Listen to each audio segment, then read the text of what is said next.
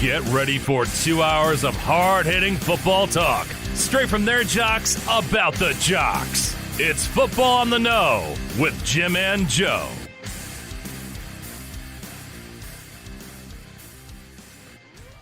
All right, what's going on, everybody? Welcome once again to another episode of Football on the Know. I am Jim McPhee, alongside me is Mr. Joe DeCapita. What's going on, Nodos? Welcome back for another edition of Football on the Know. Woo. Let's go. Listen, we're getting close to the playoffs. It's getting exciting. It's getting all diced up, chopped up, whatever you want. It's getting all mixed up. And we got a long way to go still, probably about 4 more games.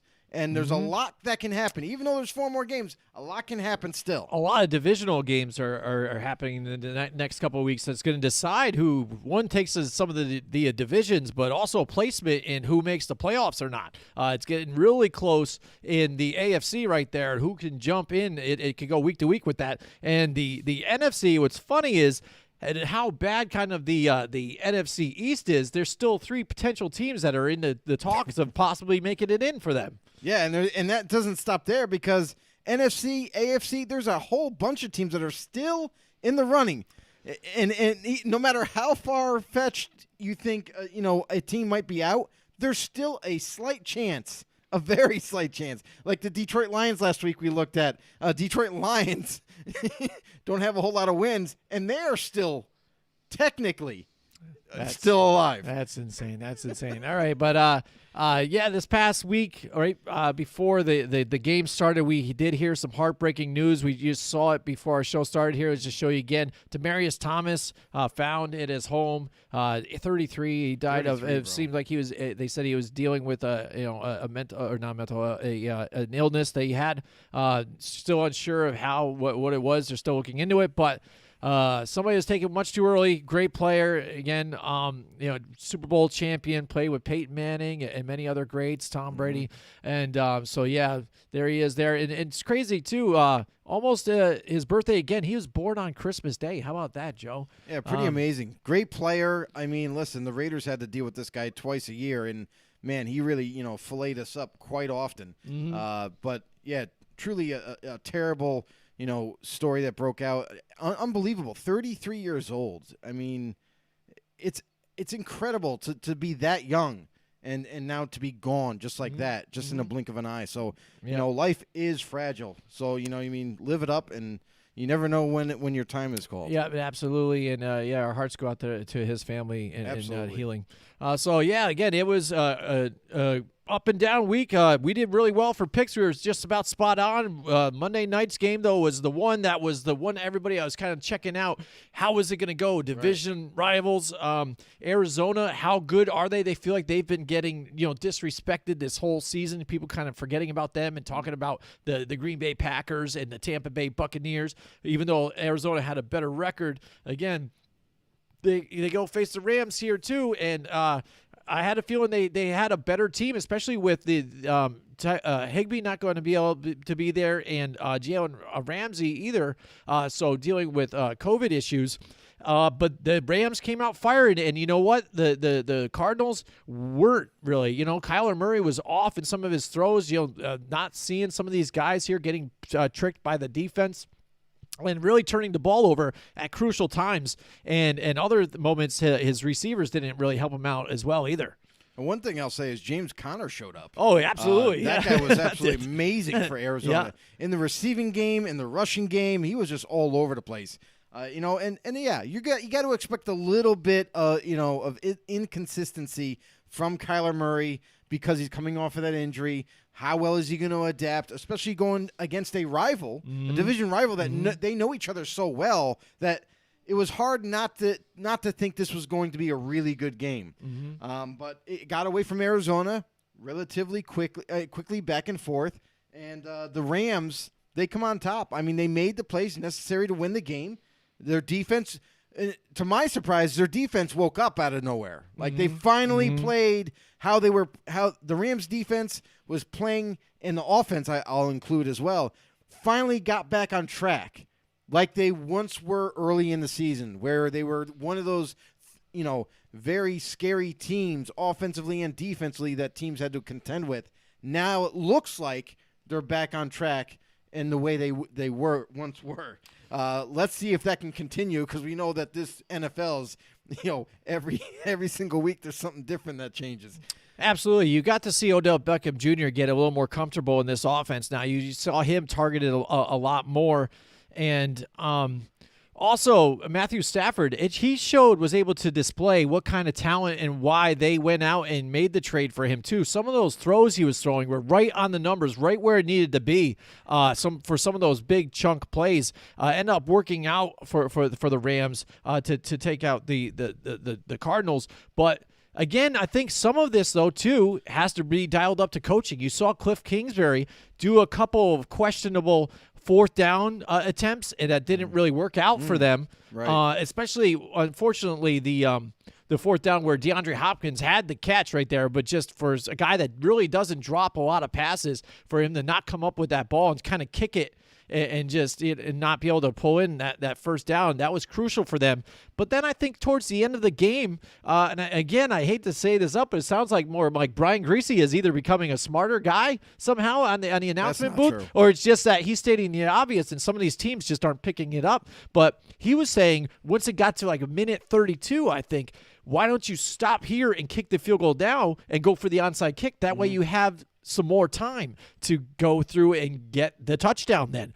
And you saw that kind of thing where they didn't make that decision, and it led them to scoring just a field goal, having to settle anyways, and they were given only 35 seconds.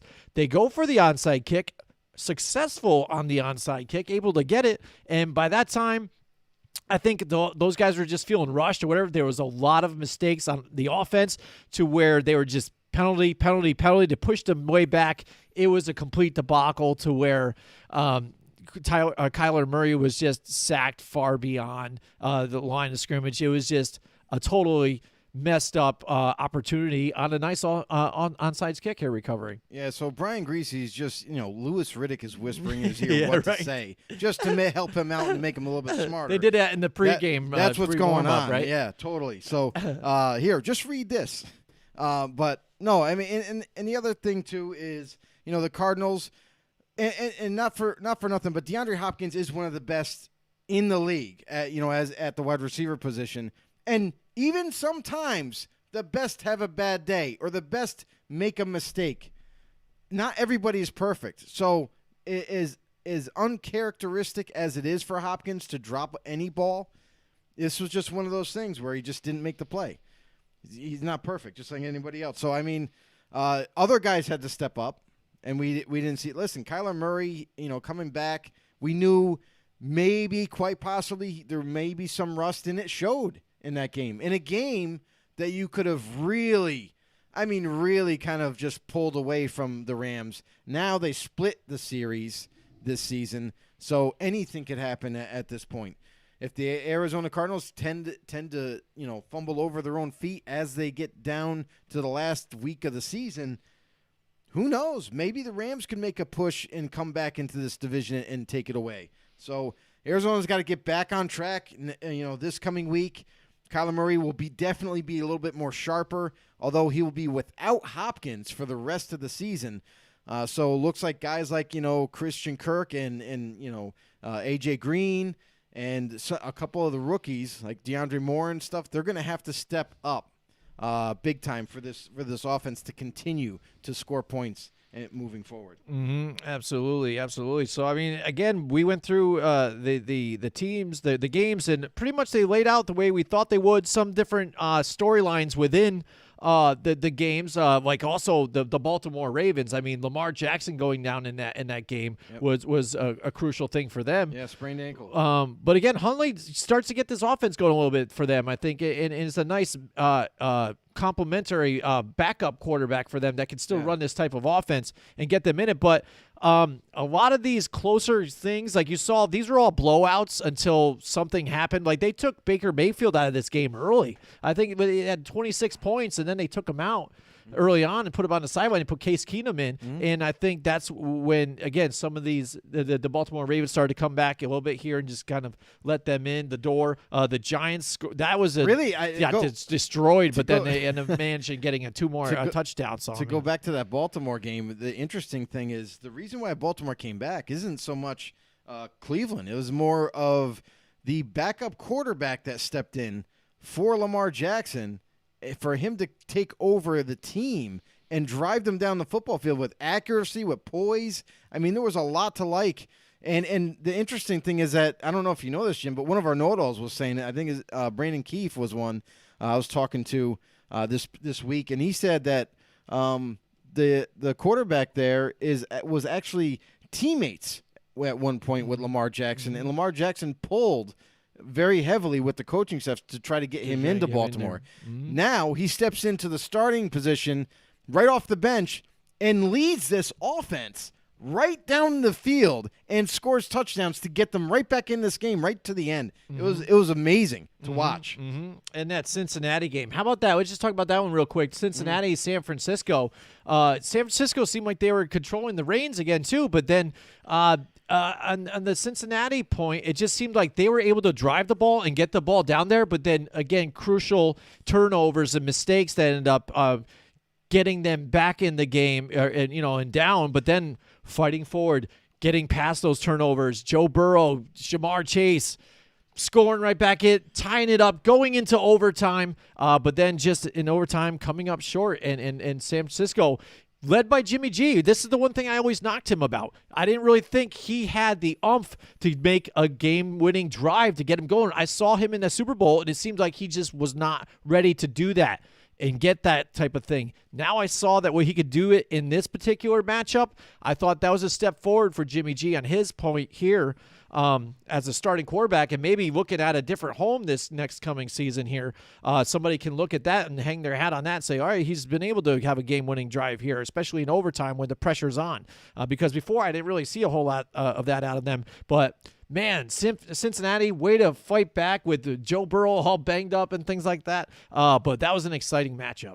Jimmy G, the Cincinnati Bengals can write a nice thank you note to Jimmy G, because he's the one that almost gave away that game. For him to make poor decisions and turn the ball over a couple times, getting Cincinnati to have enough life to even be in that game, that was enough for them. So Jimmy G's got to clean some things up. Definitely got to stop forcing the ball or making that bad decision to try to fit it in that tight window. You don't need to do that when you have the lead. Do not force something. So Jimmy G still trying to learn how to play quarterback, and we'll see what happens going forward, but the Niners just barely get away with that game. All right, Mike Tackett is in the house with us tonight. He says, happy Wednesday, guys. This time next week, we'll be enjoying college football bowl games. That's right. Sad how fast football season goes by. Yeah, absolutely, man. I mean, it is. It's just going. And what's funny, too, the thing that does surprise me is we plan our Christmas show every year, and usually around that time, it's getting towards the playoffs and stuff. So to the fact that we're not really going to be talking about playoffs at our Christmas show is kind of funny, because again, we got that whole extra week of the season. So now it's kind of throwing me off. So where I'm seeing even dates of games, even like January 8th, this and this, and it's like a regular season game. I'm like, wow, this is kind of weird with some of these, but it's definitely interesting for that. But college, hey, I know you don't want to hear it, Mike, but let's go Blue, Michigan, let's go. But I think that's going to be a good matchup there with Georgia. That should be exciting. And how about Cincinnati, though, right there to go against Alabama? I mean, how interesting would see that? Imagine if Cincinnati, though, and Michigan were in like that. Those are two different teams I don't think a lot of people really saw in the Final Four this season. I do not see Cincinnati putting up any fight against those top teams. Like I think Alabama's going to absolutely destroy Cincinnati, because they are not one of those best teams in college right now that I think are deserving to move into that playoff race. I get it, the wins-losses thing, and they get voted there and all that, but I just don't see this. I don't see them in that same realm. So I feel like a team like Ohio State, a team like Ohio State kind of dropped too far in my eyes just because they lost to Michigan, which was also a top 5 school at the time. For them to drop all the way to 7, I thought that was kind of crazy. But again, we're at this juncture right now. Let's see what happens. Upsets can happen. So, I mean, it happens in college all the time. So let's let the better team win. Yeah, and if it ends up being a blowout again, maybe that goes to show you, and that is one of the buttons that gets pushed on making it an 8-team playoff system. That's what I really want. A lot of people have been pushing for that. So when you have a 4-team playoff, it's not really much of a playoff. It's tough. It's basically just the play-in. It's the play-in. It's basically semifinals, and then you have your final. Yeah. To me, it needs to be a little bit more broader. Yeah, and I think it's the problem because it is selected. People had a problem when it was selected by computer, things and stuff like that. But people are now, I think, even upset. They're like, well, it's just because the way the committee judged them, and that's why I think they want a bigger pool of schools in there and have the opportunity to make it. It should be. Now, he says also along in his comment, he says, what are your guys' thoughts on the USFL? The league announced that Fox and NBC will air every game. The league is fully funded with a start date in February. Can spring football work?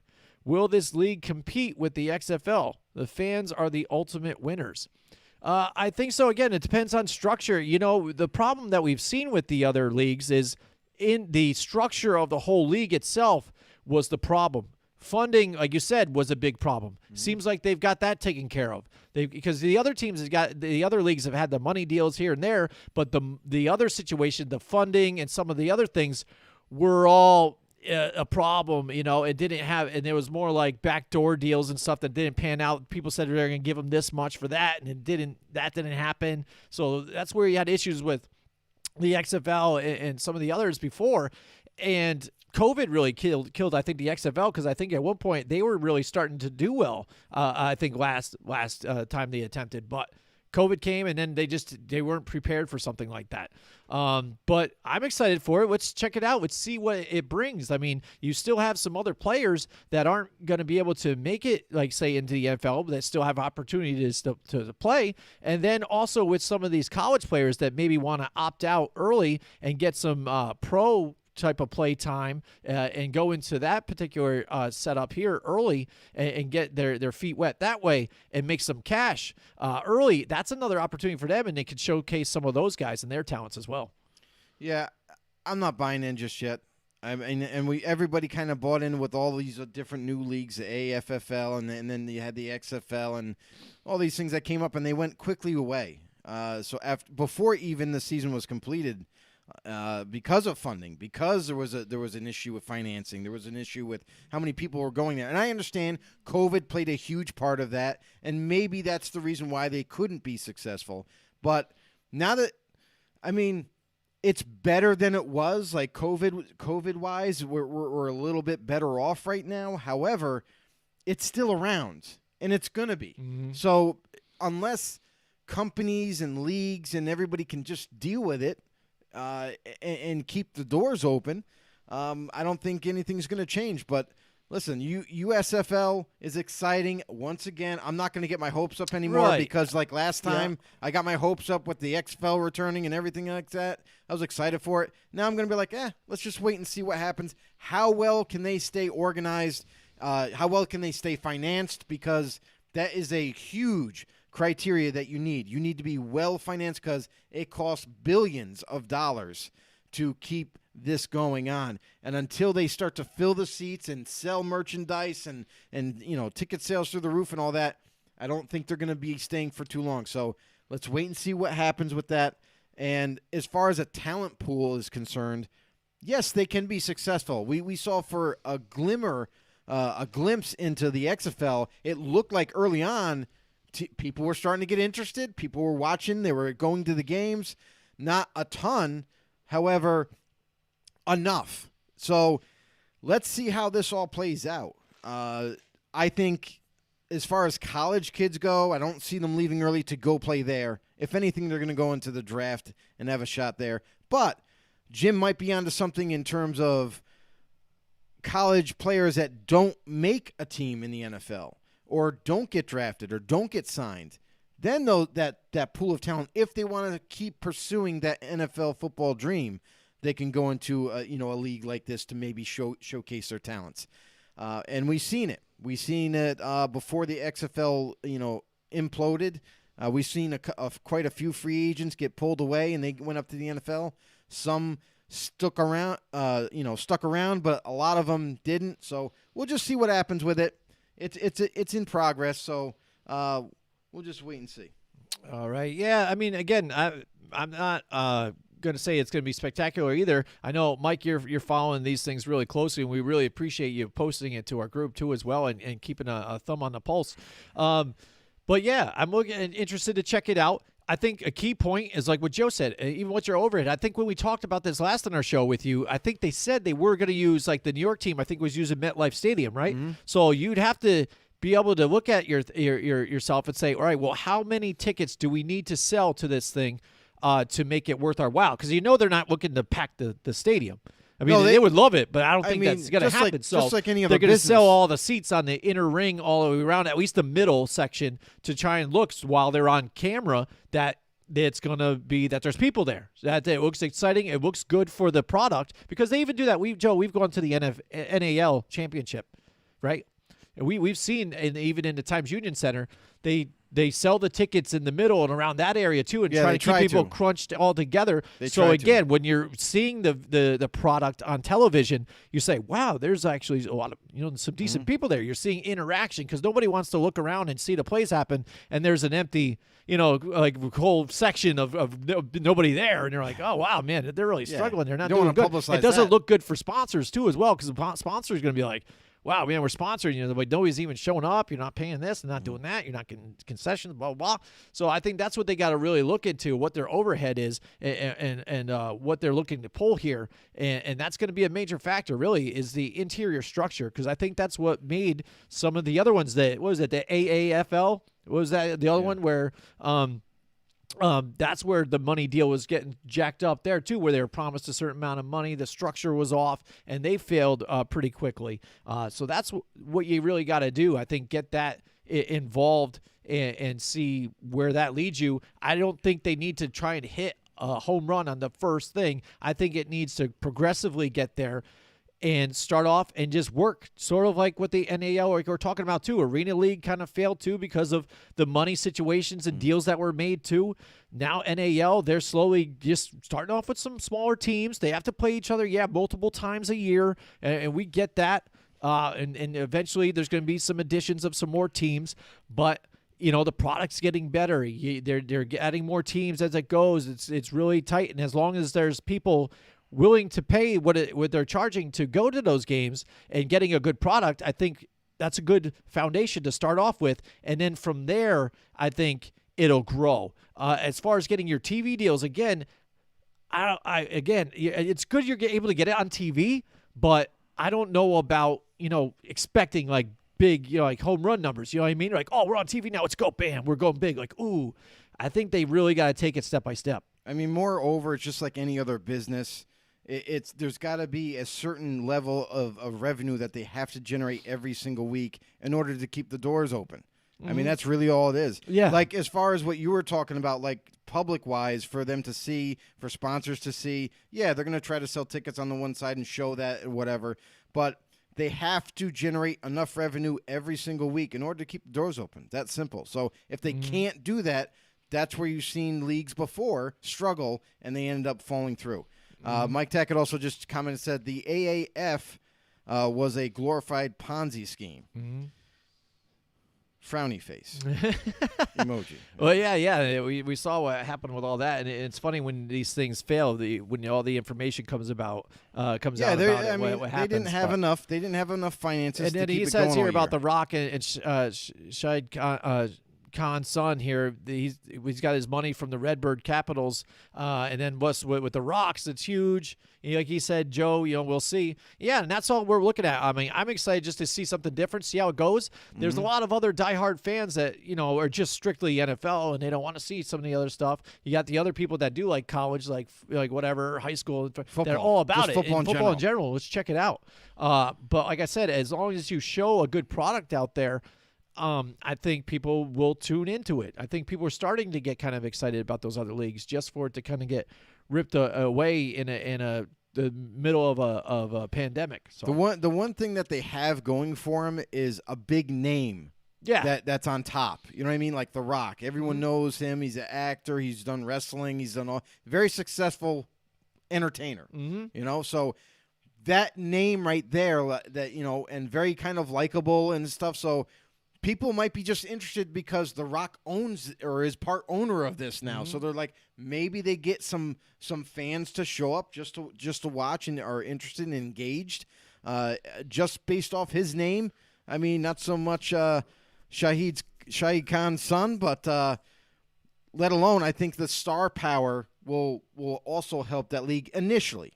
Let's see if they can sustain it too. And then just real quick too is again, I think it depends on even how what are considered penalties. I think for the organization too as well. How referees handle it. If it's definitely a little more loose type of game, I think a lot of people nowadays would appreciate something like that. So I think rules and how it's set up, if they can tune into people that are kind of think there's too many, penalties now with the NFL and stuff like that, with stoppage of play. If you have a little less of that, I think people will really be engaged with that. That's why I like and the XFL. Like you said, February. Still, we just now with with New York, we just got more of a whole the mask mandate and everything and crap again. Now that stretches things out further. So he's saying to start in February. Let's hopefully, like you said, COVID will still kind of be there probably, but we'll see. Hopefully we're moving in a further, step forward, not kind of going back like we are now. Yeah, so I mean, the mandate that we have now in New York, it might not last that long. It might be 3-4 weeks, it could be 2 months. Who knows? Until they get rid of it. But all in all, this virus we're gonna have to deal with anyway. So why do all these crazy things? Mike Tackett says, ultimately, spring football is a developmental league unless the league tries to do what the original USFL did in the 80s and sign big names away from the NFL. We have to take spring football for what it is. Exactly. There you go. So we could have just summed it up, I guess, with that. Exactly what it is developmental league. All right. So yeah, I mean, the last week was really fun. We're getting closer to the end of the season. Chips are going to fall where they may. Mike's psyched to talk about the USFL, but right now, Joe, it is my newer segment this season. It is the Milk Carton Missing Player of the Week. And I thought hard about this one. There's probably a couple of full teams that should be there, but I went with Terry McLaurin. Scary Terry was not so scary this week. All right, he only was targeted 4 times and didn't have any catches and no touchdowns, nothing whatsoever. And if you looked at his stats throughout the season, he's at least had 25 or so yards plus. So really not really producing at all for his team. A guy that's kind of been there for them to be their main guy. But they chalk that up as the Dallas Cowboy defense in that front. Now that they do have DeMarcus Lawrence back there, Gregory there also making some plays for them, and also Micah Parsons being able to still be there and make some plays on them. And Washington just could not do anything to stop them there. So that led to his poor game. So he is my Milk Carton Missing Player of the Week. He was nowhere to be found this week. I feel bad for Terry. I can't believe he's on here. I know, but I was trying to be different from a quarterback too. I mean, my thing is as soon as Heineke left the game too, you can't expect him to do anything. The Cowboys. I thought defense Kyle Allen did fairly well though. He was at least 5 for 9. They put clamps on Terry McLaurin. They double teamed him. The Washington team, if they couldn't run the ball, they weren't going to be able to do anything. And that's what we ended up seeing. I'd put the whole damn team on there. The whole damn team on there. Yeah, like I said, there's a couple of teams I could have probably put the whole damn team on there. But you know what? One team I am in the corner of, and that is Colorize. That's right. Our sponsor, Colorize. Talked to my man Link. There's at three locations here in upstate New York. They have one at Clifton Park, Queensbury, and one in Niskayuna. Excuse me. I went to the one in Niskayuna the other day and talked to the guys there. I needed a color match again. They know what they're doing. They're the paint professionals. That's right. The local Ben Moore dealer, but they don't just deal even with that. If you got something else going on and other kind of projects, go in and talk to them. They know what they know. They've been in the business for a long time, and they help guys like me, who I'm a paint professional. But then also, if you got some project around the house, you do it yourself, or you want to just get it done, they'll talk to you and they'll help you out. Again, they have other products and they have things that they have knowledge about throughout the whole finishing process. So check them out there, mycolorize.com. All right, Yoko Yukio in the house with us tonight. That's our first, I think, for YouTube. He says, I'm absolutely terrified that the vaccine passports and top-up vaccines are going to lead to mass depopulation and deliberate execution of billions of people. Dr. Michael Yaden, Pfizer, former Pfizer VIP or VP, Vice President. All right, so mass depopulation. I don't know. We'll see what vaccine happens. Yeah, I don't know. Again, like you say, we're talking about COVID quick here. So the thing is because it seemed like after this weekend again, all of a sudden there's a surge. Right now, it tops over 90 players right now are on the COVID list that tested positive. Yep. So that ends up being that's got to be a red light here for the NFL here, because for a league that was strict on policies last season and with masking and fining people that weren't and this and that, trying to mandate players to get vaccinated. They're saying that they didn't have to, they would give it up to you, but then all coaches had to get vaccinated. Now they're telling teams that all their coaches have to get the booster now on top of it all. Yeah. So they're mandating that they have to do that, but is it going to be now they're going to take a step forward and try and get players to get the booster, but then also force the ones that haven't got vaccinated to get vaccinated, or like an or else type of deal? Or are they going to lead to maybe some sort of a bubble situation? No, I don't think they'll ever do a bubble. It's too big of a league, too many players to kind of do that. In other words, and for the NFL, because of how big they are and everything, if they're gonna do anything, they're gonna comply with like the president. Whatever the president says, they're gonna kind of go with to try to keep the league going. Whatever it takes, right? That's really the bottom line. It's whatever it takes to keep the season going, to get into the playoffs, to get a Super Bowl champion, and finish out the year. So, as of right now, there hasn't been anything done. I mean, New York State has recently mandated to wear masks. I think it's bullshit. It's not going to stop getting COVID. It's not going to stop transferring COVID. If you're going to get it, you're going to get it.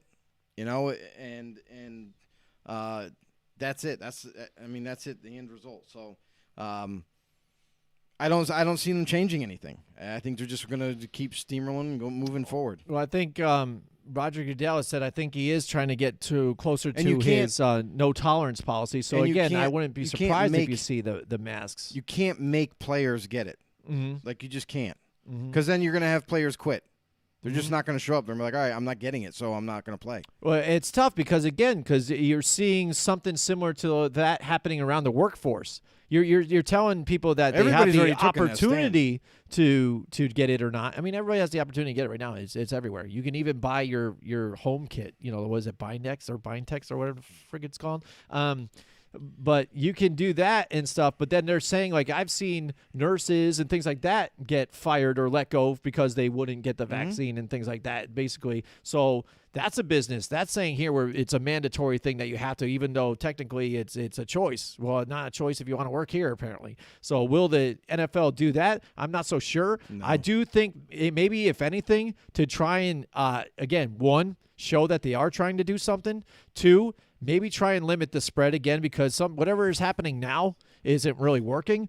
But they need to somehow just try and get it in players' minds maybe at this point, just to say, hey, you're from your house to, and you don't want to be locked up. I understand that too. But, from your house to the facilities, to the game and back, try not to venture out and do too many other extra activities that you don't really have to do. I mean, right now, any of us can go and order online and pick up our groceries from anywhere, from any different type of app if you wanted to. So really, you don't really have to be in contact with anybody if you really don't want to. Mm-hmm.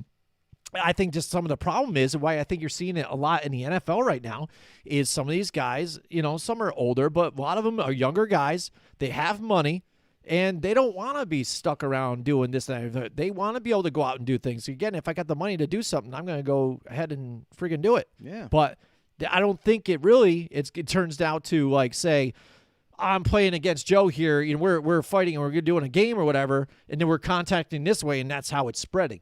It's spreading from somewhere outside of the game, And I think that's where they need to attack and get that situation there. I don't think it needs to be like a remasking of coaches and players on the field and things like that, or some sort of advisor situation. I think the bottom line is it's a virus, just like the regular flu. Everybody needs to stop overthinking this. It's not going away. It is what it is. We're going to have to live with this and just move forward. Listen, there was a panic early on when the flu first came around, and millions of people died when that happened. It's the same thing occurring now. We're going to have to live with it. We're going to have to go through it. And because it's getting colder in, like, the Northeast, you know what I mean, in the North, like, that's when the virus seems to flourish. And now we're getting into those colder months, and it's happening all over again like it did last year. So this is it. This is part of the normality from now on. It's a virus. It's going to be here. We got to live with this. We got to get through it, type of thing. Do whatever you can to, defend against it. Obviously, it's your choice, or it at least should be your choice, whether you want to get a vaccine, not get a vaccine, get the booster shot, not get the booster shot, whatever you want. And let's just continue with our lives. So that's all I'm going to say on it. Mm-hmm. I think this topic is over and done with. I know there's a lot of people that are fed up with it, like I am, and I'm done. Mm-hmm. Let me just bring up one part about it. Somebody brought up about the effect of fantasy football with this one now. Now, what do you guys think about this now? Because some people think that it's unfair. Like, look at all these players that are out now. Now, so who am I going to get? Blah, blah, blah. It's like, so what? And some people had even brought up, no, it's funny because it's even like trying to be like a social media trend that some people are trying to say, well, let's suspend leagues because you're in the playoff time. Who cares? And trying to get your team together. Suck it up and get another player. I can't get another guy out there to back him up here and there. And I've said to people like this, especially one that I work with that had a problem with this, and I said, hey, NFL teams are dealing with it in real life right now. You want to be a fantasy football team owner, you can deal with this yourself and find different options. Next man up. Never, you have injuries, you have problems, this. Figure it out. But I think there are bigger problems in the world than what your freaking fantasy football team are and who you can get to fill your roster. So, but I thought that was freaking hilarious when that was brought up. That's absurd. Like, come on. Honestly, really? You can complain about that? Yeah. But now, get over yourself. Well, I remember you brought up about the COVID being maybe really start to surge in cold weather. Mm-hmm. Joe, it's getting colder out there. Why don't you tell everybody about our friends here at Johnstone Supply? Yeah, Johnstone Supply in Troy, New York. I mean, these guys are phenomenal. Mm-hmm. Do you need? I met Tom the other night. Did you? Yeah, I did. He was really cool. I love it, man. It's good. Hi, Tom. How you doing? Listen, we're going to talk a little bit about your business here. Right. Johnstone Supply in Troy, New York. Listen, do you need your furnace? Do you need a new furnace? Is your old furnace a little clunky? Is it a little screwed up? It needs new filters, what have you? These guys are the ones to call. Listen, they've done this for decades. It's a family-owned and operated business. They are upstate New York, and the address for them is 6th Avenue in Troy, New York. Johnstone Supply, great people. They're there for all your warming needs. And even in the summertime, I feel like they can do the AC. They got the air conditioning going. Fujitsu. That's right. All that. That might. Let's save that until springtime. I might get that for spring and summertime. But anyway, if you're looking to find the proper filters for your heating system, or you need some help, maybe you got some questions about how to keep your house warm, or any kind of updates that you might need done. Johnstone Supply, their staff can help answer any question that you might have. From George to Tom and the rest of the staff, they're there, they're waiting for you, they want to help you. You can follow them on Facebook or give them a call today at 518-272-5922. That's 518-272-5922, or you can link up with them on Facebook. Johnstone Supply in Troy, New York. Give them a shout. All right. Yeah, there you go. Johnstone Supply, one of our proud sponsors here.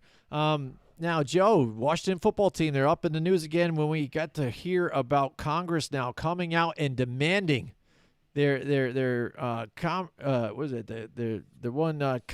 it commerce or something for reform.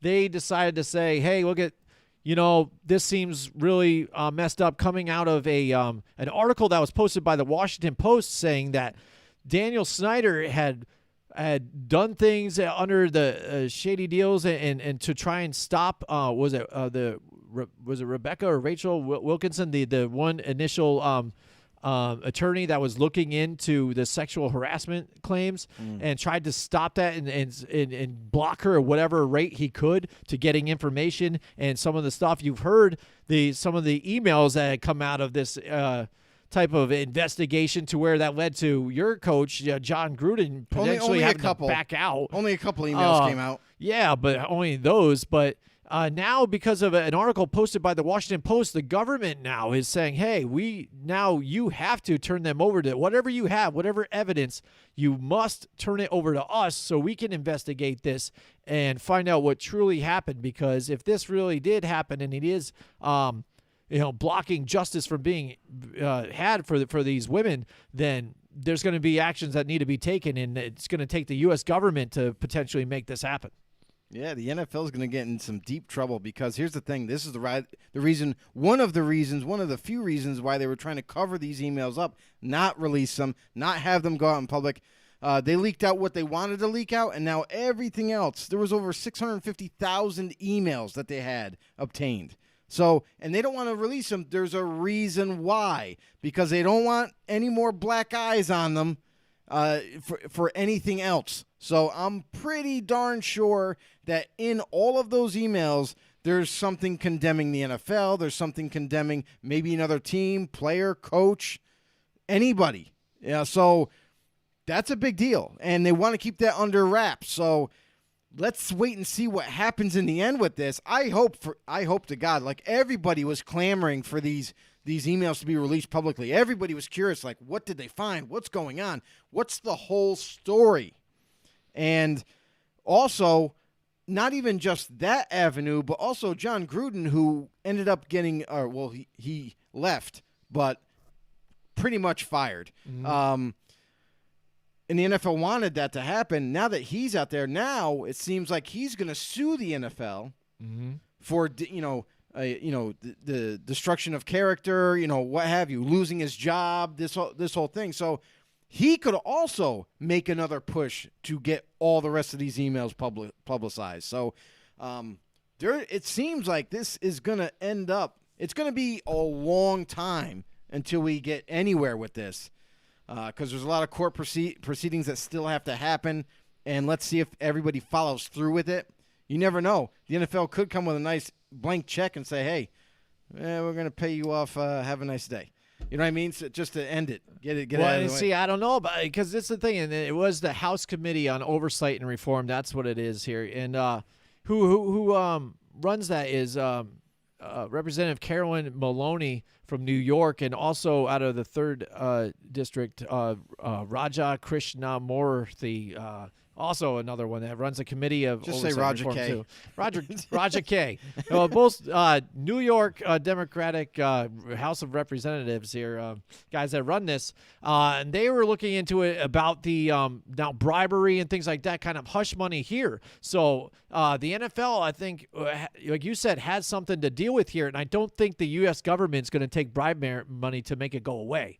I think they're the ones that are going to be like, all right, let's open this up. And now Roger Goodell, even today, has said, well, I didn't even read that report, so I don't even know anything about that. It's like, how do you not know what's going on when the NFL was investigating and you knew about the emails that were coming out before? Yeah. So how all of a sudden now you don't know anything, but you knew some just a little bit before. I plead the fifth. And you begged, and they went and begged your owner to do something about it. Yeah, they begged him to get rid of him. Yeah, to get rid of him. So, and then who knows what else they threatened. Right. They could have threatened Mark, hey, you're next if you don't do obviously, this. Daniel Snyder's lawyer, Scott Bolden, he says that this is absolutely false claims. Of didn't happen and things, which I understand that here. So I'm kind of on the torn between two sides.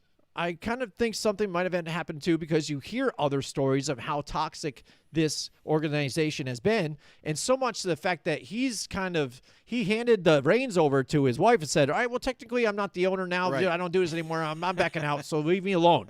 You saw him do that with the Washington Redskins name. Like, listen, I don't want to change it. I don't want to change it. Then all of a sudden, all right, I guess I'm going to be forced to change it. Let's go. All right, we're just a football team. Just leave me alone. You guys will be happy with this now. Just stop. And then the whole information with Gruden, all right, blah, blah, blah. Nothing said about Washington. All of a sudden, there's pulling whatever was said between all these guys. You can't tell me that all of a sudden Gruden said some of these guys and the other guys weren't, oh, yeah, totally, chuckling or whatever, or this and that, or even agree with them or not. They weren't like, oh, that is absolutely false, John. What are you doing? That's craziness. I don't think any of that happened. You know what I mean? So something shady is happening there, so I think something should be done there. So not that I don't believe the story, but also I'm looking at another type of lens to where the Washington Post has made a bunch of claims before, and when you look at it, the former owner, he doesn't own it so much now. He sold his shares to Nash Holdings, but Jeff Bezos, the guy who owns Amazon, he bought the Washington Post in 2013, all right? And even since then, you can track some of their claims and articles that they do that no one really tries to even find backstories on that really attack certain types of issues, and then also the Washington football team as well. There's nothing good to be said about them at all coming out of the Washington Post at all. When it came down to even Jay Gruden when he was there, things like that. And it has been known in circles that he wants to buy an NFL team, maybe more. Joe has said about the Raiders that maybe was an option. And it's kind of funny. Now the Raiders, there's pressure on them to get rid of Gruden. You've got, you've got the lineage of the ownership with the Raiders that they, Al Davis, they didn't really have, good relations with before, but now you got Mark Davis there. Are they trying to shoot him out, get new blood up in there? Now the Washington football team, again, they're attacking the team that is within their city. How easy for them, especially if you want something, then to go to the publication or the paper that you still have control over, even though you don't completely own it. You still have control of what goes in and out of there to paint a narrative to help slide your way in there. What a better way to do it and lead things through into a narrative through the media to get what you want. I think that's another story as well that people aren't looking into. I think the fact that the government has said, oh, since we read this article, now we're bringing this up because this is wrong. So you're just taking this article all of a sudden as truth and not even saying, hey, we're going to demand that we know or get the evidence from the NFL, and we'll look over the evidence and we'll draw our conclusion from there whether these claims by the Washington Post are correct or not, and then make a decision. They haven't said that. They said these claims that are in the Washington Post are absolutely, true, and this needs to be taken care of. They have not said that this was even a statement that might even not be true. So the fact that you want to go after somebody in a court case to where everybody knows, right, Joe, that supposedly by law you're innocent before proven guilty, you want to go all of a sudden on your side and paint this guy as guilty until they can change otherwise, but it doesn't look like they really want to. And the fact that the government, I think, again, is jumping into another situation, which I know this committee was kind of built for that. They also have relations with the MLB, so they can investigate things that go on with the Major League Baseball, too, as well. That it's there to stop some of these issues, maybe cover-ups of harassment and things like that. That's why it is the Committee of Reform as well. They want to change some of these organizations to make them work out for the better for everybody and not violate rights of anybody. But I think once you start getting into some of these other things and dabbling and being more controlling of some of these other companies, I think there tends to be a problem. Yeah, I mean, we'll see. Amen. You got boom. There you go. I'm like, I'm not into this story. It's like it's been done. It's as far as I'm concerned, like they're not going to get anywhere. Like unless they really, really press the issue to investigate all those emails, which I know they're trying to, but it's like. We've seen this song and dance before where the NFL could have been really exposed big time. Well, this is the thing, yeah. And it just ends up going away. Well, this is the thing what we're going to see kind of. I think this is where we're going to see what kind of power the I think NFL has compared to the government. Because we've seen, look at Tom Brady. and his, I destroy my phones all the time. There is no real evidence of deflation and all this other crap. And the NFL's just like, all right, yeah, I guess he does destroy his phones. We can't really go anywhere on that. You're kind of like, what? And now that the government has said to them, listen, we want everything here now, is the NFL going to be able to hide this type of a black eye too over the government, if there really was wrongdoing or not? I think that would be an intriguing point to see what happens further. And the fact that I think there might be new ownership for Washington, that might just be this might be just the means to an ultimate end that we already know will be coming down the line anyways. I mean, it's awfully fishy how, all of a sudden Daniel Snyder's like, I'm going to turn it over to my wife. So it's still in his name, technically. And technically, he's still involved, even though he's not the so-called owner. He's still pushing the buttons. He's still involved. So until that whole family gets removed from the Washington football team, and maybe they'll get a name after that point. Maybe the new owner can come in and has a new name, new colors. Who knows? Yeah, absolutely. All right, so let's get up to our next sponsor here, Mohawk Honda, Joe. They were just doing the 12 days of giving, the 12 days of giving. They selected 12 charities, Joe. They had made the selection process last week. So now from the 12th on to Christmas, they were donating $5,000 to each charity. I mean, that is amazing. That's crazy. Yeah. So and there's some good ones too. There was one Jack's Place, I think, which helps with autistic children, and some other ones for the homeless shelter of Albany and around here, and the local charities. So kudos to them out there. But also, besides that just shows you that they're great people out there. They also take care of you out there. They are still doing the KBB ICO, which again, instant cash offer, Kelly Blue Book, whatever it's worth, they will give you. They will cut you a check right there. Go check out their stock. They have acres of stuff out there, all the vehicles, not even just Hondas, but other pre-owns too as well. Talk to Jake Hot Sauce Doyle out there. Lewis, the VIP man, Morales, he's been making some sales too. I've seen him post all of the sales he's been making on Mohawk Honda too. He's getting it done. Or you can just even say hi to Greg Johnson out there, assistant general manager. Just go right up to the top of him and say, hey, I want to talk to you, buddy, about getting me a car here, or even getting me my ultimate trade-in.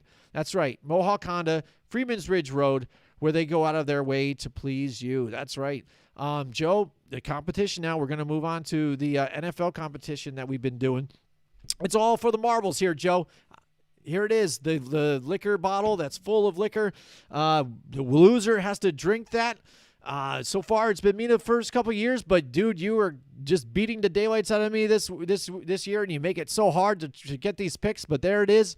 You've got me by a bit still, and it gets harder week to week, Joe. I keep counting the weeks. I think it's nice that I have that extra week in the NFL now to maybe get a chance. Yeah. But any one night I lose that I can't make up, man, it gets that much closer. But you know what? It's all for a lot of fun and stuff like that. So if I end up losing too, I'm prepared to drink it, and that show's going to be great. By the way, if you guys didn't see our promo, next week is our Christmas special show too, the 22nd, 8:30 p.m. We're gonna have decorations out here. We're gonna do our naughty and nice list, and we're gonna have a lot of fun celebrating the Christmas season and the holidays. So hopefully you guys join us for next Wednesday. It's gonna be, like I said, a lot of fun, and then you guys can party the rest of the weekend with your family. And there, Christmas is on a weekend this year, so hopefully you guys have a long weekend, maybe aren't working Friday and stuff like that too, so that would be exciting. But Joe, let's kick right into the competition. Let's get right into Thursday night. Before we get started, I just want to say, listen, if you're new to the show and you like what you see, you like what you hear, listen, go over to Facebook or YouTube. You can search us up on either platform, Football on the No Show. If you're on YouTube, make sure you subscribe. If you hit that notification bell, that'll allow you to let you know when we go live. Also, we are on Twitter at FB_no if you want to get some of the updated news and reports that we get on a daily. Also, I want to say thank you to everybody that is listening perhaps to us on podcasts. That's right. Anywhere you can get your podcast. Thank you guys so much for listening. Make sure you follow us, follow along our journey, and help build our know-it-all empire. Yeah, build the empire. I like it. All right, here we go. Week 15 now, getting into it. Thursday night, Kansas City Chiefs at the Los Angeles Chargers. Chargers have been really is Kansas City back? Here, but I got to ask you that. I think so. Because everybody is saying Kansas City's back. I think so. I think they are playing better altogether now. They really are. And I know some of the defensive scheme people were trying to do on them and trying to make it work for them, but I think Kansas City has just kind of changed gears a little bit here. But really for them, I think the defense has been playing better for them, which it helped that offense out and the problems that they were going through. So I think they're back, especially the way with your division is kind of fallen. It's kind of weird. The Chargers are up and down. You're not sure what kind of team you're going to get. The Broncos are kind of up and down too. They're down. Offense is just sputtering here and there. They're relying on their defense from week to week. And then your team, again, it just seemed no like, leadership. Again, now, your leadership is failing you. Now your defense is like 31st in the league for points scored against. I'm sorry, this is a little off topic, but how the hell if Rich Bisaccia is your coach right now, right? He's supposed to be the leader. How are you allowing your team out there dancing on the Kansas City logo? Yeah. How are you allowing that? You know what he said? He went in the tunnel. He went back into the locker room while all his players were out on the football field. Why are you going in to the locker room when your team's out on the field? Yeah. So I mean, if that doesn't show you anything, then nothing will, because there's no leadership, there's no accountability anymore with that organization. Now that Gruden's not there, there's no discipline. You just see it. It's crazy. So that's why the Raiders right now are on a downturn, and I don't even know if they're going to win another game at this point. Mm-hmm. Yeah, so, I mean, for me at this point, though, again, I think Kansas City is just playing well altogether right now. What I'll say about Kansas City is I don't feel like they're back. I feel like the past couple of weeks they've played teams that they should beat. And their defense, the only difference that they made is now they blitz. That's really it. That was it. They weren't putting pressure on teams, so they sat back in zone and just were getting picked on. Mm-hmm. Now Steve Spagnuolo is now dialing up the blitz all the time. Mm-hmm. He's blitzing a heck of a lot more, creating more pressure, and in turn it is generating some turnovers here and there. Kansas City's offense still can be beat. It's not all that prolific. So I don't think Kansas City is like back like they were a couple years ago, but they are better than what they were early on in the season. I just don't think they're hitting full throttle just yet. Right. I mean, I can agree with you on that take, too, because I don't know. When I'm looking at the AFC right now with the way it's lining up, I'd say they're one of the better teams right now. That's at least for my perspective. But I know what you're saying about being back to like where they were 2 seasons ago, to where they were kind of the upper echelon, to when you saw them, people were kind of intimidated to play them. But when you look at these guys, I think this matchup is going to be close, but I think I favor Kansas City in this one just because how they've been playing consistently. In the Chargers, I mean, last week they just beat the bad team. You know what I mean? I don't even know how they won. They didn't have anybody. Yeah, so I know. And the same thing looks like going into this week. Listen, Austin Eckler had an ankle injury last week, so they got to monitor that for the rest of the week. Derwin James had a hamstring pull. And cornerback Asante Samuel Jr., the rookie, he also is a little bit nicked up. He had a concussion and is questionable for Thursday's matchup. So at this point, I think they're going to miss even more pieces. There's no Bosa. Haven't heard anything yet about Chris Harris. And if they're missing even more players, I just feel like they're going to struggle big time against Kansas City. Yes, it's a divisional game. Usually they're pretty close. But I think Kansas City is a lot healthier, and it seems like they got a lot more players available to them, so I'm going Kansas City as well. Right now, as far as for Kansas City, if you look at their COVID list right now, Josh Gordon, who cares? But Chris Jones right now is on the COVID list for them, so that would be one thing for them. So isn't Willie Gay. Willie Gay's as well, a starting too. Linebacker for them. Yep. So, I mean, those are the notable names, I guess, for them. It also seems like L'Jarius Sneed will not play against the Chargers, their other starting corner. Mm-hmm. He didn't play last week. It doesn't look like he's going to play this week. All right, here we go. Now we got the Vegas Raiders at Cleveland Browns. And the Cleveland Browns almost have half their team on the COVID list. Mm-hmm. I mean, this is crazy. So their head coach has COVID, so he won't be there for the game. I don't know how much of a difference that's going to make. Obviously, a little bit of leadership, maybe decision-making will be different. But they're also missing players. So if Vegas isn't missing that many players, I don't know who to pick in this one because, honestly, between the terrible coaching that Vegas has right now and some of the players and personnel that the Browns are missing, well, it's hard for them to field a team. If you want, I can list it off even right now. You got Baker Mayfield, Troy Hill, John Johnson, Malik McDowell, Ifedi Ogunjobi, right? Or is that what Ifedi, yep. Austin Hooper, Jarvis Landry, Tack McKinley, Wyatt Teller, Jedrick Wills, Jamie Gillen. So even their punter right now at this point. Anthony Walker, David Njoku, and Steven Carlson there. They're also tight ends. So they've got three tight ends. Three of their tight ends are out. So they have no tight ends. They have no tight ends. You know what I'm saying? They have Harrison Bryant still available. I wonder if he might be the only. Yeah.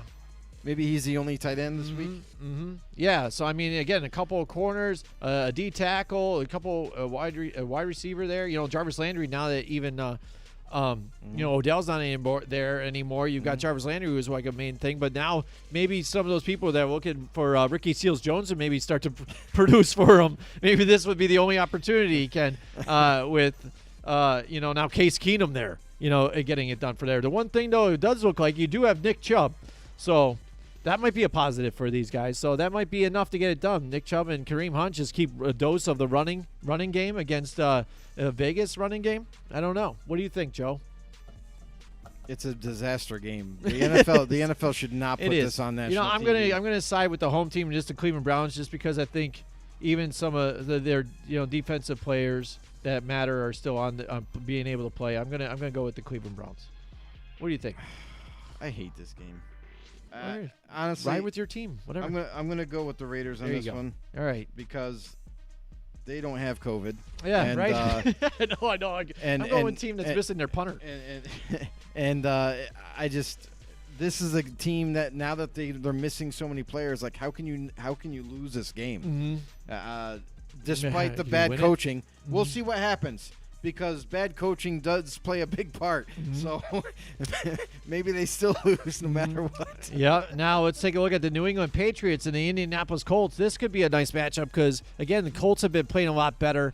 At least Carson Wentz, too, relying on that running game to keep them balanced and move forward. But the New England Patriots also on that winning streak. Just keep it going. Just beat a tough opponent, too, in the Buffalo Bills, who looked like they were one of the, upper echelon type of teams here now falling and tailing off.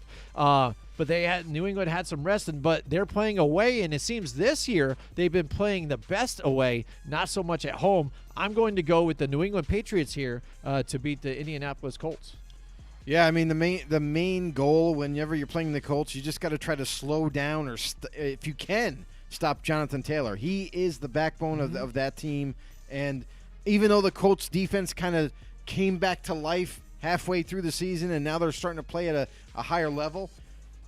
They're playing the Patriots right now, man, and the Patriots look so good. They look in great form right now, going down the stretch of this season, possibly stealing that first seed away and holding on to it from the Titans.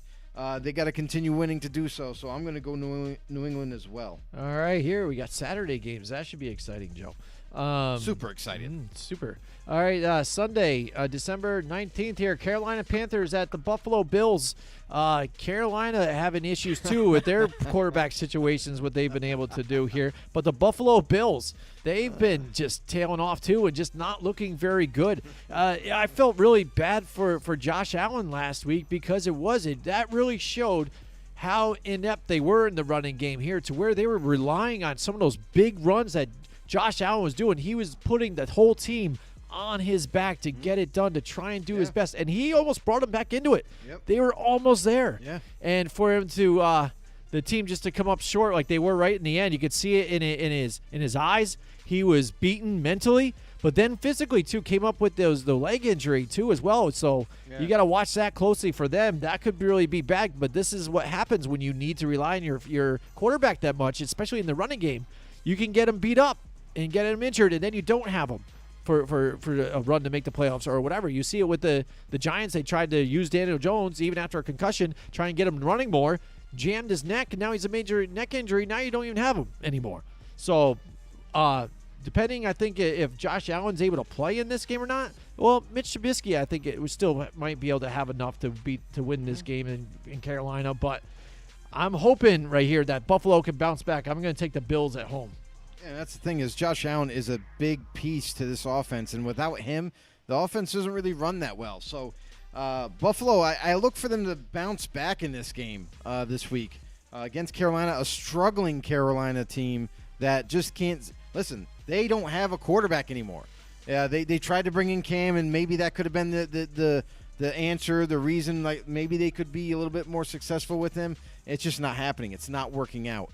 He doesn't fit the team. He doesn't fit this offense. They tried to, and it just doesn't look like it's going to work in the long run.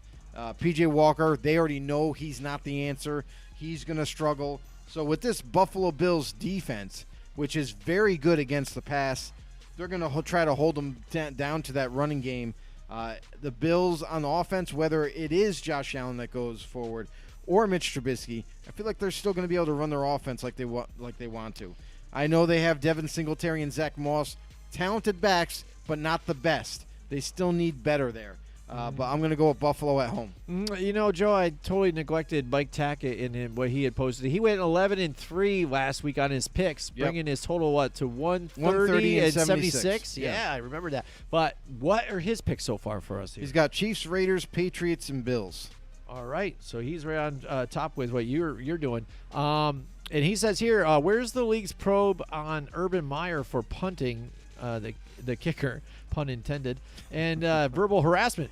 Makes the Gruden Washington football team issue look a lot worse, and what more they're hiding. I don't know if so much is even hiding, because really you're hearing some of this stuff coming out. Yeah. You hear weekly and how the team, the players just dislike him, talk shit about his coaches. Everything is going wrong. He kicked the dude in the shin. Yeah. What are you doing? Yeah. Like he's still treating it like these are college. I kind of wonder. Kids, I kind of wonder about when he was a college coach. Did he do the same kind of thing when he was a college coach? I would imagine so. And if that's the fact, if I was a parent of my son going to play football for this guy, I wouldn't want him to go. Mm-hmm. Screw this guy. What are you going to do? You're going to kick my kid? I'm going to punch your face. So how does that feel? Mm-hmm. You know what I mean? So now you're seeing this in the NFL, and you're hearing all these different reports about him verbally abusing players, or now look. Obviously, he didn't kick him hard, but still, the action is there. Like, come on, you're not going to last very long in the NFL for sure. This is the year where you're going to be punted yourself. So I don't expect him to last anyway. Urban Meyer, he's had a ton of scrutiny even from the beginning of the season, and now we're getting into the latter part. We're finding out more and more stuff about him as a person, him as a coach. He's just not up to par. So bye. Yeah, I didn't like him from the start. I thought it was a lot of shady stuff with him before when he was with Ohio State and some of the personnel that he had, and then also things that he was able to hide back then in the college ranks. I don't think when it now comes to the NFL, there's a bigger probe out there. You know, people all over on these bigger teams, they can see some of this, and they're ready to go after you for every time you make a mistake. And I think that's what he didn't realize, too, is he wasn't able to hide a lot of things. And he hasn't helped himself out in interviews at all. No. He is really just open disclosures, man. Remember when he was I didn't know it was this hard to go and try and get guys. I thought before when I just recruited people, I could go to their living room and talk to them. Now I can't do that. I just convinced them. I don't know what I'm doing. He said it. I'm in over my head. Dude, he told you from the beginning. And then now it just kept getting worse and worse. I love it, because I'm not a big fan of him. So, I agree there with Mike, what you're saying, but I don't know. I think we're getting stuff out there, too. If anything else is being hidden right now, I feel bad of what the hell it might be. So, oh, man. All right, so anyways, the New York Jets, and so you went with the Buffalo Bills, right? Yeah. Yep. All right, here we go. The New York Jets and the Miami Dolphins. I like the Dolphins in this one. I'm not going to spend a whole lot into this one. Miami seems like they're playing a little better as Tua moves on with this team now, and then maybe they're trying to show him, at least for this point until Deshaun Watson might be available, that they're on board with Tua and not messing around with the Jacoby Brissett situation. But But also the Jets, they're just a bad team. 32nd and 31st overall for defense. Just a wet paper bag, letting everybody in. Their quarterback just he was, I think, again another QBR of 58 or something last week after like 40-something attempts. Only had like just above 20 in completions and intercept. He's just bad right now. So I think it's bad for the Jets. They're looking to try and get a higher pick for them, up at the top of this next draft. So I like the Miami Dolphins. The Jets, they're going to continue to struggle. They're missing way too many pieces that they started off with. They don't really have receivers anymore. They've been dropping like flies. The offensive line is shot still. They're a team that's been in rebuild mode from the start. Yeah. So let's just say what it is. They're still rebuilding. They're still going to need more pieces until they become relevant. And until that happens, they're going to continue to struggle. Miami Dolphins, their defense playing hella much better. Right on point. And then with Tua getting back another weapon in Devontae Parker, that's only going to help them going further. I got the Dolphins as well. All right, here we go. We got the Washington football team and the Philadelphia Eagles. Right now, it is said that Philadelphia is practicing with both quarterbacks in case Jalen Hurts can't go. So maybe we'll see some Minshew mania this week against the Washington football team. Have they made a decision? Is Taylor Heineke all right? Because I know he was getting jacked up last week, man. He was limping around to where they put Kyle Allen in, and there wasn't a whole lot to go by with Kyle Allen, but he did move the ball a little bit to where he did get a score. And like I said, 5 for 9 for the time that he was in there. But again, Ron Rivera believes in those types of guys and those guys from back when he was with Carolina. Do they just say, let's keep Heineke healthy because he could be their future right now at this point for them, and just start Kyle Allen in this one? But this is a tough divisional matchup to where mathematically both these teams are in the running. Seeing as though Philadelphia is at home, I might want to roll with them, but I think Washington's defense is still playing better than Philadelphia right now. Their defense sucks right now, so I'm going to go with the Washington football team rather. Unless Kyle Allen's in there, then I might switch my pick here to Philadelphia. What do you think, Joe? Well, whether they're practicing with Gardner Minshew or they're practicing with Jalen Hurts, I think they're in good hands. This Eagles offense has gotten really, really good actually over the course of the several weeks. That before Hurts' injury, they were really soaring high. They were racking up points left and right. They averaged 40 points, 30 to 40 points every single week when they were spot on. And their defense seems to be playing better than I thought they would, because I thought the linebacking core was going to be just a sieve in the passing game, and they've managed to figure something out to make them competitive. But Washington, I feel like they're coming into this matchup really banged up. They're very uncertain with who the quarterback's going to be going into this one. And not to mention the defense that was kind of coming on strong really struggled last week. So I don't like that going into a hostile environment, going into Philly and and getting the win. I like Philly in this one. All right, here. What does Mike Tackett have? He has Miami, I'm sure, right? He's got the Dolphins and he's got the Philadelphia Eagles, or he might have moved them down. He might have a different sheet. This guy's got to start going in order. Yeah, he's got the Washington football team. Washington football team. He's on with Washington. All right, next Arizona Cardinals. Yeah, Arizona Cardinals. Yeah, I got it right. I don't know why I was thinking Atlanta at the same time. I don't know. Just read. Arizona Cardinals and the Detroit Lions. Joe, I think this is a trap game, Joe. Right? No, I know. No. Arizona Cardinals, again, without DeAndre Hopkins for the rest of the season, they're saying on a sprain, on that one jump ball at the end of the game, really? They had the two of the players falling down on him. He's done. Be out. They haven't had him for a couple of weeks now with this team. He spent those couple of weeks the same with Kyler Murray out, and then he came back. Yeah. Should have had that game last shoulda, woulda, coulda, but couldn't get it done. No. And now so he's out. But they have a lot of weapons here for them too. The defense still good. They're just better than Detroit. So Detroit, they got their win, but good luck with that. I don't think they're going to get much more after that. I like the Cardinals in this one. Yeah, as competitive as the Lions have been, which has been really surprising actually. They're going to be competitive in this one, but I don't know for how long. I think Arizona pulls away, halfway through the game. The Cardinals' defense is hitting on all cylinders. They're still amazing, even without J.J. Watt in the presence. I like the Cardinals' offense. I like the weapons that they have. I know Hopkins ain't there, but they still have go-to guys like A.J. Green will now get a more prominent role, along with Christian Kirk and company. So, yeah, I like my odds with Arizona. All right, Mike Tackett, he chimes in. He's got an interesting point here, Joe. He goes, not always, but more times than not, we're seeing a significant drop in performance when a starter leaves the game. Do you guys think 32 teams is too many? Maybe a promotion relegation structure like the world does with soccer and rugby. Personally, I believe the league is about 20% watered down. Hashtag quality, not quantity. I don't agree with that, especially because I don't really like soccer either, so I don't think I want to copy off anything that soccer does. I'm so sorry, Mike, in that one. But 32 teams, I think that's what they should cap it as, even at this point right now, too. The fact that they wanted to add more teams, so now where half the league is able to make the playoffs, I think it's kind of funny because I think that should be more of a I know they want to give some of these teams an opportunity to do something because you like those stories as well, but I'm more of a cream of the crop needs to make it into the conversation so they can play those games, and the true victor should be there, not somebody that happened to get a win on any given Sunday on this one. And I actually think the opposite of Tackett as well. I'm going to say that there is quality throughout the league.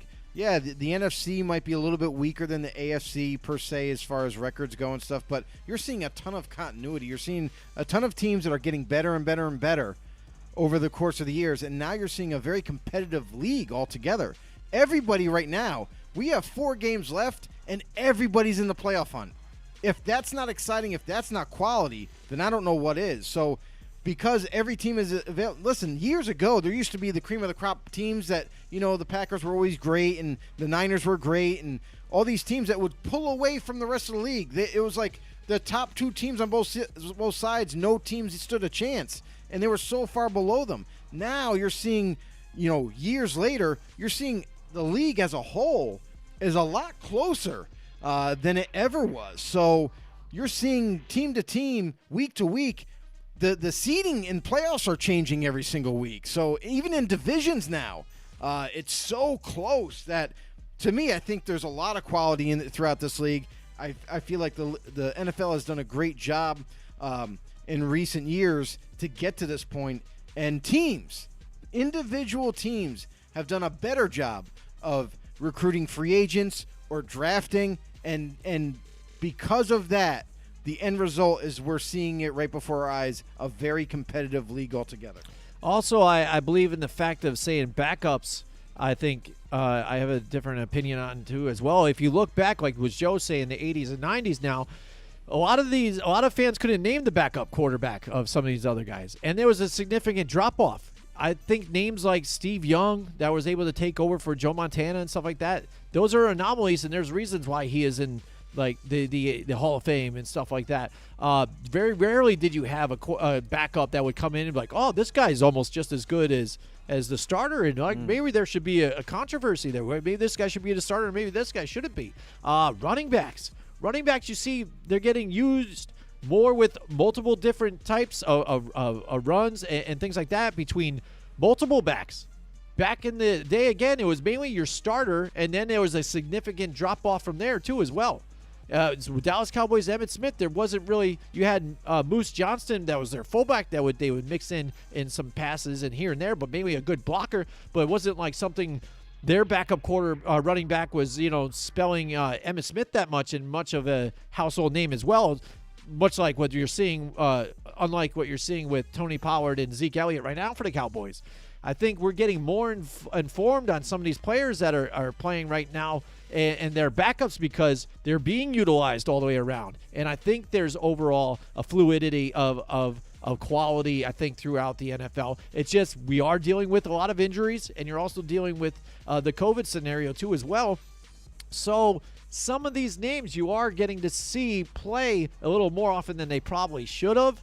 But again, Case Keenum was also he's the backup, and he was also in an NFC Championship game as well. So yeah, and how often does you see that again out of some of these backups? And that just further proves the point of the quality of the teams when they were able to draft guys or bring in free agents, and That's it. The overall rosters are just better. Yeah, if you look at some of these wide receivers that are going down, and then teams that are able to still survive because they have that depth of wide receiver too as well. They have that fourth guy that can step in, or the fifth guy that no one really knows about but plays well. Right.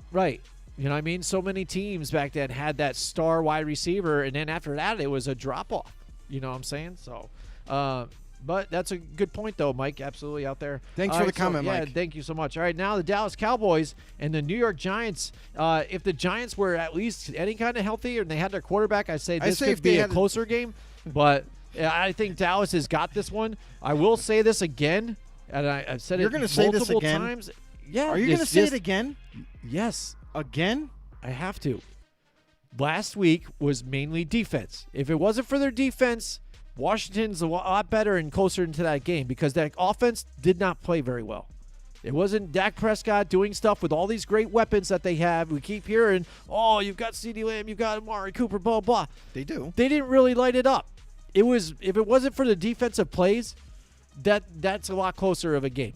So you guys want to sit on your pedestal at what, 10-4 or whatever, you're not really in that still talk, I think, with the Green Bay Packers and the Tampa Bay Buccaneers. You guys really need to get your offense together here to be in that conversation. Spoken like a true Giants fan. It's true. You can see it, dude. Come on. Give me a break. All right, what do you got? You got the Cowboys in this one? You probably do, right? Cowboys. There you go. It's easy on this one. I mean, it's easy. I'm sure, Cowboys are just a better team right now. Who did Mike Tackett pick? Oh, he picked Arizona and Dallas too as well. I don't think he picked Detroit, right? He picked the Cowboys and he picked the Cardinals. Yeah, there you go. All right, now Tennessee Titans and Pittsburgh Steelers. Joe, what do you got in this one? Break it down. What do we got? Tennessee. It's that simple. It's not even close. Yeah. Big Ben has been struggling. We've all seen it. Missing receivers at times. Also not getting help by the team, though. How bad was that what team? Help? That team is not good. Wow, dude. There's no offense. Listen, they don't have an offensive line. We talked about it before the season even started. We said that was a big question mark. They didn't address it in the offseason, and then Big Ben's going to struggle because of it. And that's what's happening. They drafted Najee Harris. We've talked this to exhaustion about how they shouldn't have went that route, but now they have him. And he is a huge part of the offense, but if your run game gets shut down, you have to go to Big Ben to throw the football, and he's been struggling as of late. So don't like the Steelers' offense going forward at all.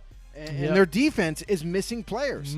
Until they get fully healthy, I don't feel like they're going to return back to what they were doing early on in the season. So I think they're going to continue to struggle. And I got Tennessee, who's red hot right now.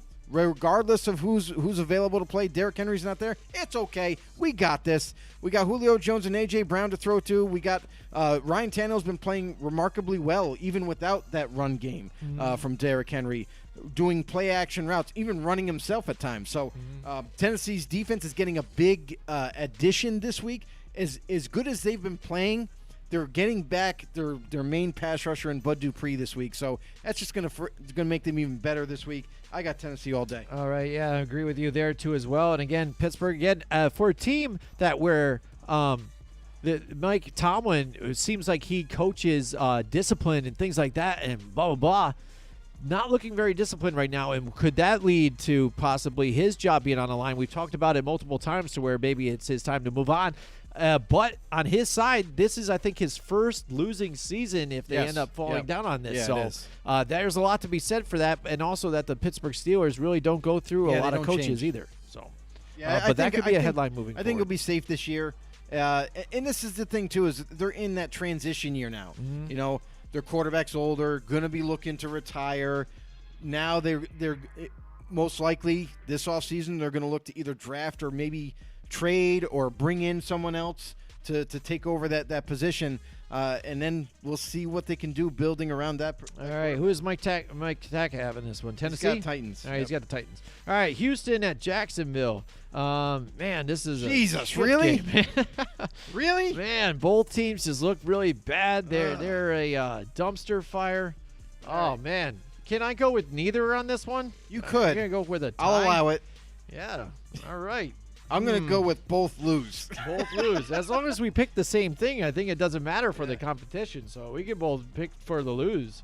Both of them, So is that possible? But I know Houston's saying they're moving on with Davis Mills for the rest of the season, so they're on board with that. But Jacksonville, just the mistakes that they're making, and then just the lack of personnel and wide receiving. Well, how can you play for a coach who kicks you in the shins? What's going on with James, Robinson too? Like, what are you doing? It's like,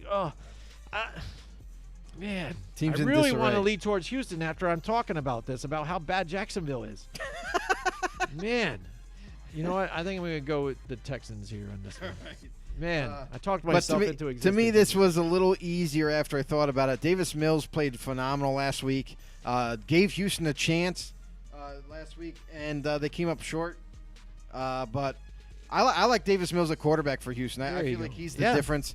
And the defense, surprisingly, seems to be playing better, even after getting rid of almost everybody this season on the defensive side of the ball, let alone offense. I'm going with Houston against Jacksonville. Jacksonville's going to further struggle. That coach is terrible. Oh, man, everything's wrong.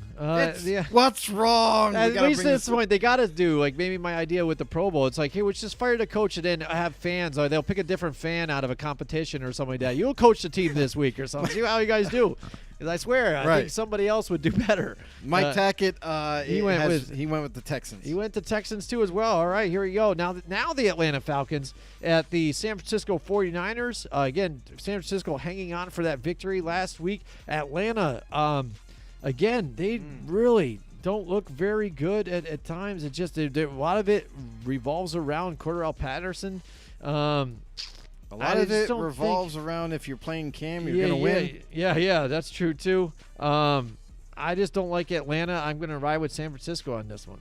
Yeah, that's the direction I'm headed to. The 49ers, listen, they've done a good job so far of holding on to games. They haven't dominated anybody. Yeah, but that's true. They're doing enough to win the games. Their defense is playing a little bit better. Yes, their secondary is still subpar.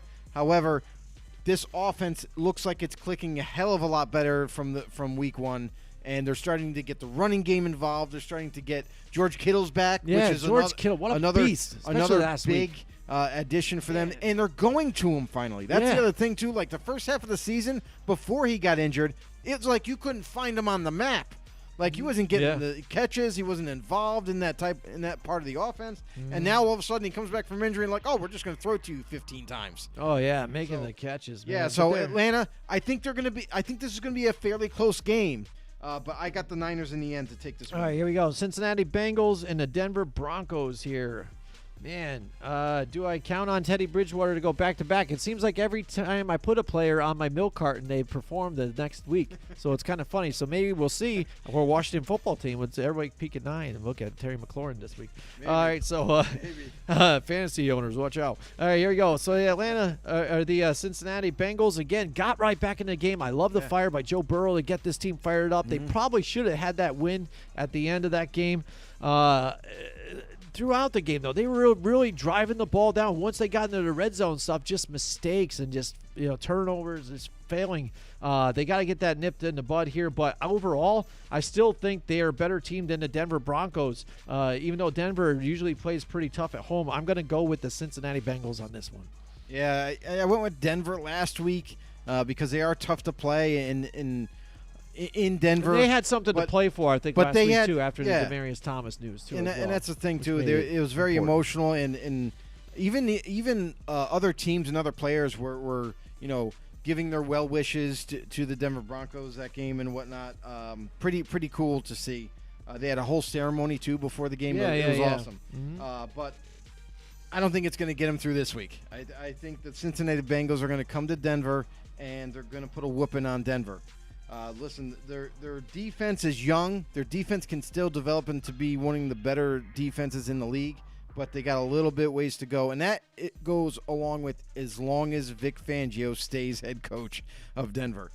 So Bengals come in. Listen, as long as Joe Burrow and his pinky is okay. I know that they rested him today. He didn't practice today.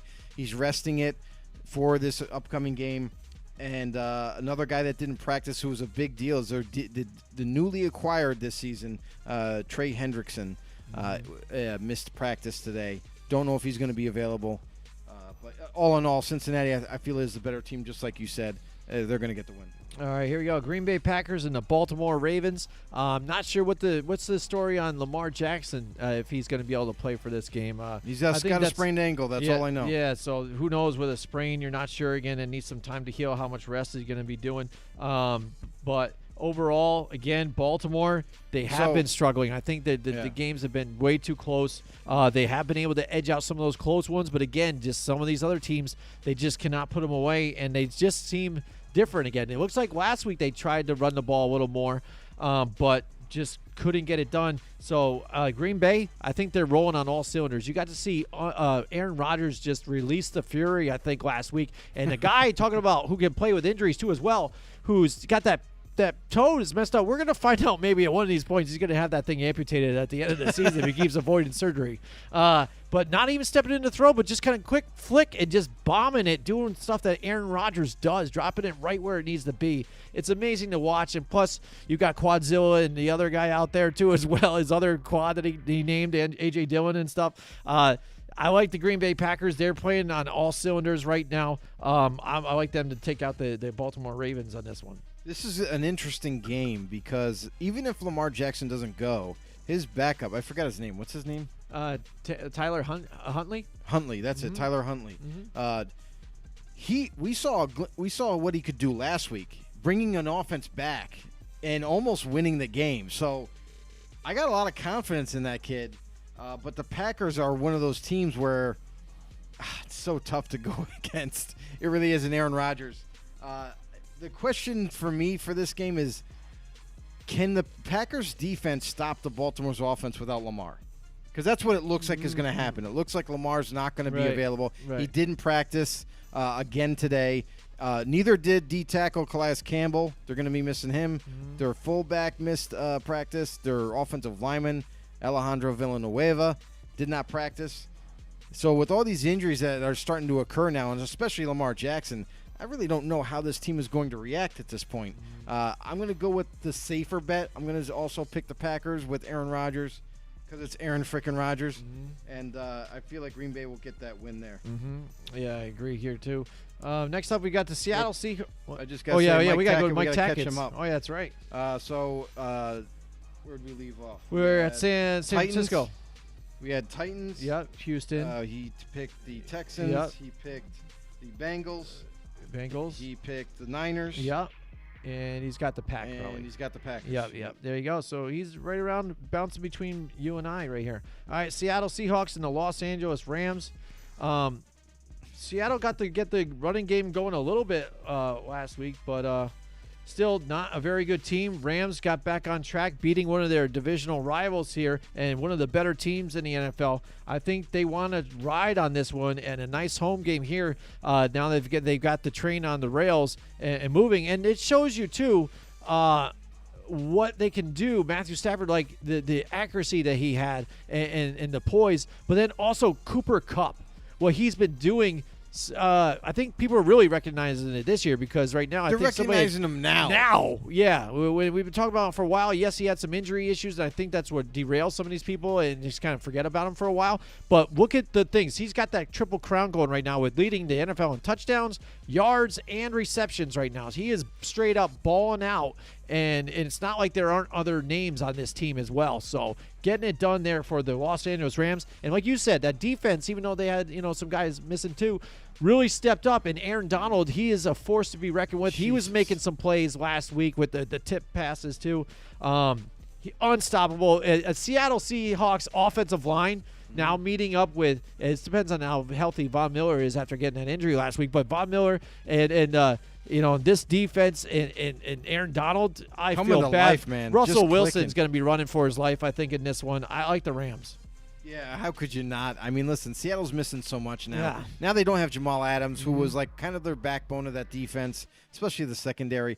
Guy that would come right up into the box and make a ton of tackles in the box against the run, anything that was happening. And also coming off the edge and blitzing quarterbacks. So they're missing that toughness, that rock solid player that they have on the football field. I get it. They still have Bobby Wagner. Don't get me wrong. I'm not trying to take anything away from him at middle linebacker. Still a great player. but they just seem to not have that it factor anymore that the defense for Seattle once had. And now you have Pete Carroll pointing the finger at Russell. You got to do better. You got to do better. All of a sudden, he has a great week last week, and Pete Carroll's like, "Oh, look at rah, we're on our way." I don't think so, Pete. I think you should leave the room. I think you should go away. But Seattle, I think, is going to continue to struggle. I think it's going to be now it really is all on Russell Wilson and this offense to try to score and keep scoring to stay ahead of teams going down the stretch. The Rams, it seemed like they woke up again. We were waiting for this to happen. The defense woke up. They started playing really well as a collective unit last week. And in their offense also is it was spitting and sputtering to this point. They play a divisional opponent, which, quite honestly, nobody can sit there, unless you're a Rams fan, no one can sit there and tell me that you thought Arizona was going to lose that game. But especially with Murray back. Now the Rams look like they're back again, so I'm going with the Rams. Yeah, and they might be missing Odell Beckham Jr. and stuff like that, but I don't think that's going to be that much of a big factor. They are missing. They got weapons galore. Yeah, because again, if you look at their roster too, they are missing a lot. They are missing a defensive back here because of the COVID list here, but also in the tight end situation. But they do get Higbee back. That's big for them there. They don't even use overall. Yeah, I know. Maybe they will this week, but I think they're the better team. And now the New Orleans Saints and the Tampa Bay Buccaneers. New Orleans, they are who you think they are here. Even with you got Taysom Hill, he is what he is. So the only way they can be competitive, I think, in this game is one, if the defense can try to keep them in the game for one, but then also get really gadgety. Taysom Hill, take him out, put both quarterbacks on the field, gets Trevor Siemian and him together, and you really got to keep feeding the ball to Alvin Kamara. They fed Alvin Kamara last week, and they really didn't look very impressive against a bad team. So now facing against Tom Brady and the Tampa Bay Buccaneers, who are fully stacked and loaded on both sides of the ball, good luck. I don't think they stand a chance against these guys. I like the Tampa Bay Buccaneers. Yeah, and they don't stand a chance because they have Taysom Hill at quarterback. I mean, we've seen when he first was announced as a starter, he looked absolutely terrible, looked out of place, didn't know what he was doing, had terrible decision-making, and we saw the results of that was losing. Last week, they get a win, but it wasn't impressive like Jim said. Listen, I expect Sean Payton to do his best and try to come up with a good game plan, especially with Kamara back. Obviously, he's the guy that they got to go to a lot. And I feel like the Tampa Bay defense is gonna match up extremely well against them.